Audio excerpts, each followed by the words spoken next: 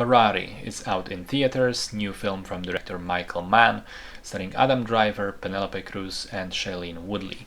It's apparently been a passion project for Michael Mann. He originally wanted to make it all the way back in the early 90s with De Niro in the lead role.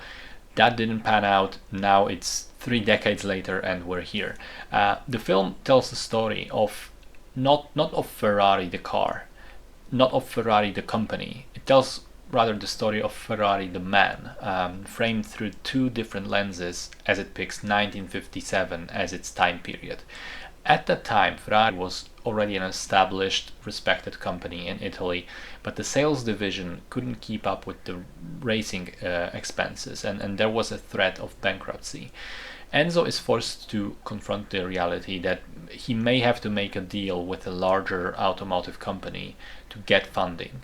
But in order to do so, to convince them that it's worth it, he needs his team to win the upcoming race, Mille Miglia, that goes through the Italian countryside and the various towns for hundreds of miles.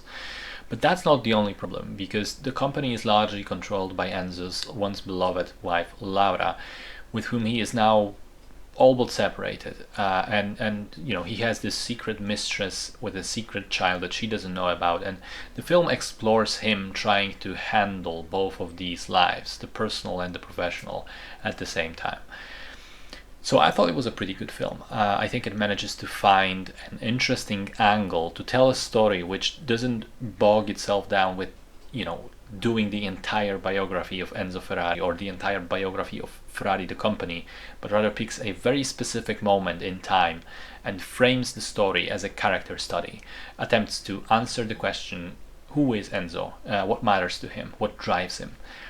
Adam Driver is very good. Penelope Cruz is fantastic. It's really great portrayal of a woman scorned, who also has this side of her which is this sort of cold, resigned pragmatism.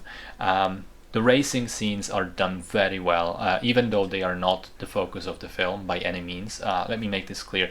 This isn't a racing film. It's in the vein of Rush or Ford versus Ferrari. It's a character drama with cars in it. But what driving there is done rather well, with the exception of car crash scenes, which there's 2 or 3 of them, and I thought they looked really shaky.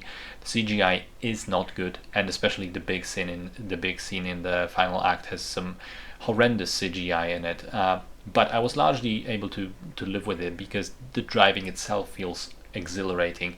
The sound design, as it often happens in Michael Mann movies, is incredible. You can really feel those engines roar in your bones.